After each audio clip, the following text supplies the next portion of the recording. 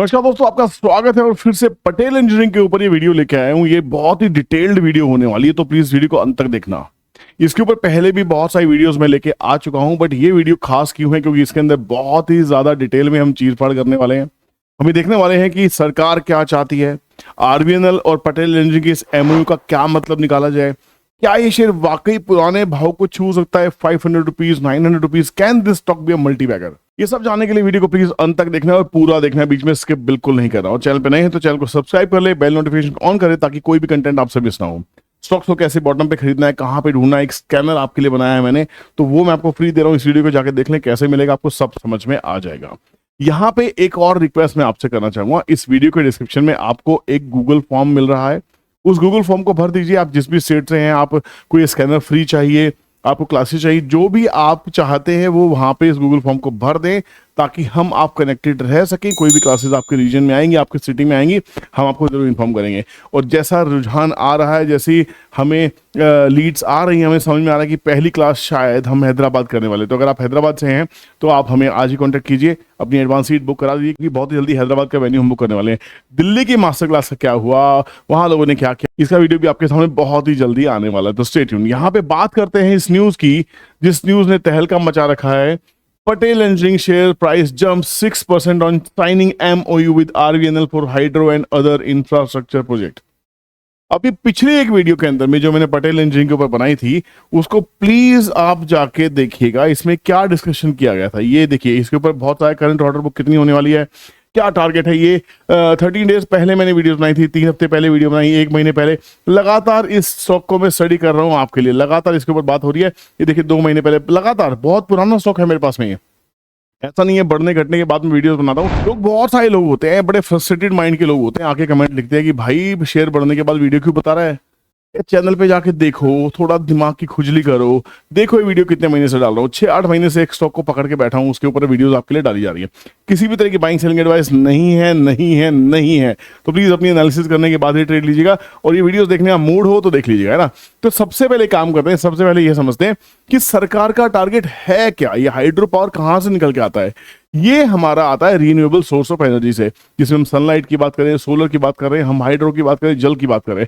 हमारे देश की जो ज्योग्राफी है वो इतनी अच्छी है कि हमें सोलर पावर बहुत अच्छे से मिल जाती है। वाटर रिजर्व हमारे पास में बहुत सारे, हम ऐसी ज्योग्राफिकली पॉइज्ड कंट्री है जहां पे हम हाइड्रो को पावर में कन्वर्ट करने के लिए बहुत अच्छा गेम कर सकते हैं। आज से कुछ साल पहले, 1 दशक पहले जाते हैं, तो हम किसी भी रीन्यूएबल सोर्स के ऊपर टारगेट नहीं कर रहे थे। बट यहाँ पे हमारी सरकार का नहीं, पूरे विश्व का ये एक टारगेट बन चुका है कि 2030 तक का एक छोटा टारगेट है, 2040 का एक टारगेट, 2070 तक डीकार्बनाइजेशन करना है और बिल्कुल वर्ल्ड को 0 कार्बन पे लेके आने वाला है। नहीं तो हम और आप सांस लेने के लिए जिंदा नहीं रहेंगे, और ये जो हमारी हवा है बहुत जहरीली हो जाएगी। तो हमें पूरे वर्ल्ड को डीकार्बनाइज करना है, हमें रिन्यूएबल सोर्सेज ऑफ एनर्जी को लेके आना है, जितना ज्यादा हो सके प्रयास करना है पोल्यूशन को कम करने के लिए, चाहे वाटर पोल्यूशन हो, चाहे वो एयर पोल्यूशन हो, किसी भी तरह के पोल्यूशन को हमें कम करना है, कार्बनाइजेशन को कम करना है हमें, है ना। तो यहाँ पे गवर्नमेंट का जो हमारा टारगेट है, we have set 500 gigawatt of non fossil fuel targets, जिसको हमें 2030 तक इसमें से मिनिमम 50% को अचीव करना है। 2030 तक हमें 250 गीगावाट लेके आना है। इसमें सोलर का बहुत बड़ा रोल रहने वाला है। वो 1 करोड़ घरों तो पे रूफटॉप सोलर की बातें हो रही हैं। साथ में अब हाइड्रो पावर के ऊपर बहुत तगड़ा गेम होने वाला है। मैंने लास्ट वीडियो में भी जिक्र किया था इस न्यूज का, देखिए Patel engineering eyeing hydro power project worth rupees 1.5 lakh crore. ये 2 हफ्ते पुरानी वीडियो है। यहां पे हम बात कर रहे थे कि 1.5 लाख करोड़ के, 1.5 लाख करोड़ के हाइड्रो पावर प्रोजेक्ट को पटेल इंजीनियरिंग बिड करने वाली है। कंपनी कितनी बड़ी है? कंपनी है 4800 करोड़ की। सिर्फ 5000 करोड़ की कंपनी है, 1900 करोड़ के कर्जे, 1910 करोड़ के इस पे डेट है। पर ऐसा क्या दिखाई दे रहा है इस कंपनी के अंदर में जो इसके प्रमोटर्स ने साइन किया है एमओयू आरबीएनएल के साथ में? आरबीएनएल की सरकारी कंपनी है। अब इन दोनों का जो न्यूज है, साफ साफ डिस्कशन कर लिया कि या तो इंडिविजुअल बेसिस पे या जॉइंट बेसिस पे ये हाइड्रो पावर के प्रोजेक्ट्स को बिड करेंगे। इंडिविजुअल बेसिस पे भी हो सकता है और जॉइंट बेसिस पे भी हो सकता है। तो आरबीएनएल जैसी कंपनी अगर पटेल इंजीनियरिंग के बारे में सोच रही है तो आपको अंदाजा हो जाना चाहिए कि विजय केडिया जी ने 15 रुपए के भाव पे 1 करोड़ शेयर क्यों खरीदे। उन्होंने उसके बाद उसमें लगातार शेयर्स इन्वेस्ट किए और शायद 1.2 सीआर करोड़ शेयर्स हैं। 1 करोड़ 20 लाख शेयर उनके पास में अभी भी हैं, शायद 1 करोड़ 30 लाख भी होंगे। तो यहाँ पे इसका जिक्र भी पहले मैंने किया है। वो क्यों लेके बैठे हैं? क्योंकि जो दिग्गज निवेशक होते हैं उनके पास में कहीं ना कहीं फ्यूचरिस्टिक अप्रोच होती है। वो देख के चलते हैं कि क्या होने वाला है। हमारा भारत देश ज्योग्राफिकली जैसा फैला हुआ है, हमारे देश में इंफ्रास्ट्रक्चर आने वाले 20-30 सालों में भी कम नहीं पड़ेगा। आने वाले 20-30 सालों में भी इंफ्रास्ट्रक्चर के प्रोजेक्ट्स हमेशा से हरे रहने वाले। They will always be green for you. There will always be opportunity. जहां पे आप कभी हाइड्रो में, कभी थर्मल में, कभी किसी में, कभी सोलर में, आपको हमेशा अपॉर्चुनिटी मिलेंगी ही मिलेंगी। We are the country who will be supplying electricity to UAE. We will be the only country who will be supplying electricity through undersea cabling. सोचिए अंडरसी केबलिंग पे काम हो रहा है। 17 लाख करोड़, 70 लाख करोड़ का निवेश आने वाला है। किस देश में खड़े हैं आप सोच रहे हैं कि ये कंपनी कहां से कहां चली जाएंगी? सुजलॉन हो, पटेल एंजिनियरिंग हो, एसजेवी हो, एनएचपीसी हो, आप रतनिया पावर हो, जो भी पावर से जुड़ी हुई कंपनीज हैं, जो भाव आपको आज मिल रहे हैं, मुझे लगता है आने वाले 5-10 साल में आपको उस भाव के लिए तरस जाएंगे। आप वो भाव नहीं मिलने वाले आपको। तो आप प्लीज एक वॉच लिस्ट बनाइए और यहां पे आपको निवेश करके भूलना भी पड़ेगा। पटेल एंजिनियरिंग में थोड़ी सी पोजीशंस मैंने भी बनाई थी। मैंने कुछ एग्जिट किया, नहीं चल रहा था, मुझे लगा यहां से वहां निकलते हैं। वो मुझे लग रहा है कि इसमें दोबारा पोजीशन बनाने का समय आ गया है। ये मेरा अपना आउटलुक है, आप अपना देखिए। तो इतना बड़ा जो गेम है 1.5 लाख करोड़ से, ये अकेले पॉसिबल नहीं था। This would have been possible only with such kind of MOU which is happening with RBNL. तो ये न्यूज वाकई अपने आप में बहुत ही बड़ी न्यूज है। मुझे नहीं पता आपको उसको कैसे लेते हैं। आपको ये न्यूज कैसे दिखाई देती है? मुझे कमेंट सेक्शन में कमेंट चाहिए। मुझे आज आपकी तरफ से चाहिए कि इसके टारगेट्स क्या हो सकते हैं। मैं क्यों टारगेट डिस्कस करूं? मैं देखना चाहता हूं कि मेरे जो व्यूअर्स हैं वो कितने समझदार है, वो मुझसे कितने इंटरेक्शन चाहते हैं, है ना। तो यहाँ पे बहुत मजा आने वाला है। तो हाइड्रो पावर की कंपनी है, क्या क्या करती है आप जाके देख सकते हैं। बहुत सारी चीजें इसके ऊपर पहले बना चुका हूं। ये कंपनी इंडस्ट्रियल स्ट्रक्चर्स खड़े करती है, हैवी सिविल इंजीनियरिंग करती है, हाइड्रो के प्रोजेक्ट्स लेती है, इरिगेशन पे काम करती है, वाटर सप्लाई। अभी तो आपने ये नहीं देखा, इरिगेशन आने वाला टाइम का जैकपॉट सेक्टर है, ये सनराइजिंग सेक्टर होने वाला है। वाटर सप्लाई, घर घर पानी कहां पहुंचा है? हर घर जल, सुना है आपने सरकार के मुंह से। भारत सरकार वाटर सप्लाई की बात करी कि हर घर तक बिजली पहुंचानी है, हर घर तक जल पहुंचाना है। आप सोचिए, देखिए, हर घर तक डिजिटल इंडिया बनाना है। ये इतना बड़ा इंफ्रास्ट्रक्चर का प्रोजेक्ट है जो पटेल इंजीनियरिंग जैसी कंपनी 10 मिलके भी पूरा करे तो पूरा नहीं हुआ, क्योंकि हमारे देश में इतना बड़ा स्कोप है, आप सोच नहीं सकते। सुजलॉन अडानी के साथ काम कर रहा है, पटेल इंजीनियरिंग आरबीएनएल के साथ काम कर रहा है। आपको समझ में आ रहा है दिग्गज घराने, दिग्गज कॉर्पोरेट्स कहां एक दूसरे के साथ हाथ मिला रहे हैं और क्यों मिला रहे हैं। हम और आप बात कर रहे हैं 50 रुपीज का स्टॉक है, 56 हो गया, बड़े खुश हुए। 56 का स्टॉक 50 आ गया, बड़े दुख हो गए, 5 रुपए का नुकसान हो गया। विजय केडिया जी 18 रुपए 15 रुपए से होल्ड करके बैठे हैं, आज तक होल्ड कर रहे हैं और मुझे लगता है आने वाले 20-30 साल तक भी होल्ड करने वाले, मुझे ऐसा लगता है। मुझे नहीं पता उनकी स्ट्रेटेजी क्या होने वाली है, पर अगर ये न्यूज जो आज आ रही हैं, ऐसी न्यूज अगर आपको समझ में आ रही हैं, तो गेम बहुत बड़ा है गाइस। यहाँ पे टारगेट्स की बातें नहीं करना चाहता हूं, बट फिर भी जो लोग पुराने हैं, जो लोग पटेल इंजीनियरिंग को नहीं जानते, मैं आपको बता दूं, अगर पटेल इंजीनियरिंग को देखने की कोशिश करेंगे तो ये कंपनी कहां से गिरती हुई आई आपको अंदाजा भी नहीं होगा। एक समय पे this company was trading at 951 rupees. जिस समय ये 950 का, उस समय हम कोई हाइड्रो पावर की बात नहीं कर रहे थे, उस समय हम कोई टनलिंग का काम नहीं करते, उस समय हम कोई इरिगेशन की बातें नहीं करते थे।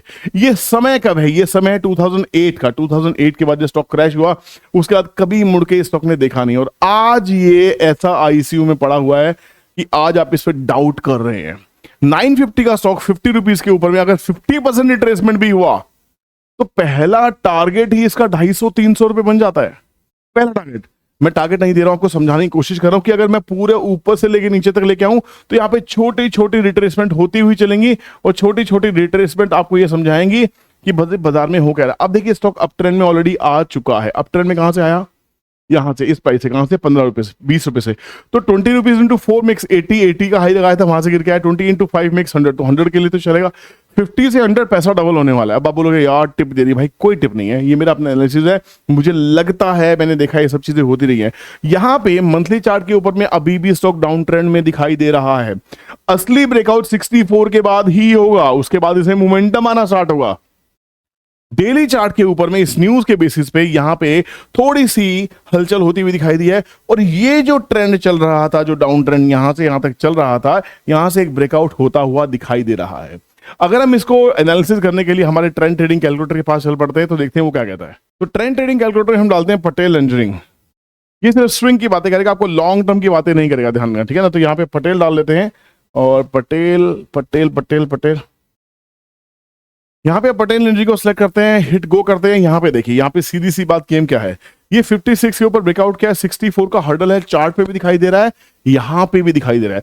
56 से 64 के बीच में कंसोलिडेशन हो सकती है, बट यहाँ पे बड़ा गेम आपको पकता हुआ दिखाई दे रहा है। एक काम करते हैं, हम चलते हैं ट्रेंड लाइन के ऊपर में, यहाँ पे देखने की कोशिश करते हैं कि क्या विजय केडिया जी इसमें अभी भी बने हुए हैं कि नहीं बने हुए हैं। पूरा स्टॉक का एनालिसिस करेंगे। देखिए, ये पूरा एनालिसिस करके देखते हैं, यहाँ पे अभी भी आपको केडिया सिक्योरिटीज प्राइवेट लिमिटेड अभी भी दिखाई दे रहे हैं। 1 करोड़ 20 लाख शेयर हैं यहाँ पे, 1 करोड़ 20 लाख शेयर। इसको पूरा अगर देखने की कोशिश करते हैं तो यहाँ पे क्या हुआ है, देखिए टोटल नंबर ऑफ शेयर्स।